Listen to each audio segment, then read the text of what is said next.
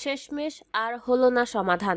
দেশের হয়ে আর খেলা হচ্ছে না সাকিব আল হাসানের। কানপুরে শুধু টেস্ট ফরম্যাটেই নয়, আন্তর্জাতিক ক্রিকেটে হয়তো নিজের শেষ ম্যাচটাই খেলে ফেলেছেন সাকিব। বাংলাদেশের জার্সিতে খেলতে বিসিবিকে ৩ শর্ত পূরণের দাবি জানিয়েছিলেন জাতীয় দলের সাবেক এই অধিনায়ক।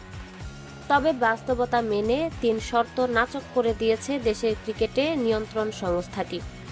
আর এতেই চ্যাম্পিয়ন্স ট্রফি তো বটেই, বাংলাদেশের হয়ে সাকিবকে খেলতে দেখার সম্ভাবনাও নেমে এলো শূন্যের কোটায়।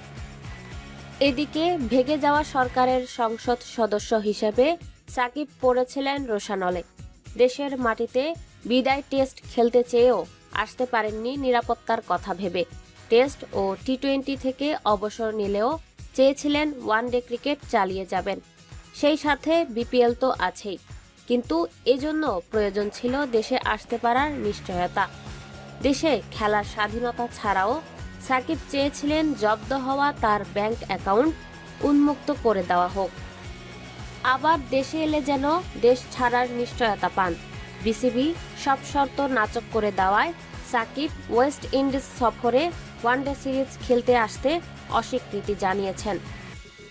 তাই সাকিবকে ছাড়াই ওয়েস্ট ইন্ডিজ সিরিজে ওয়ানডে স্কোয়াড অনুমোদন দিয়েছে বিসিবির সভাপতি ফারুক আহমেদ।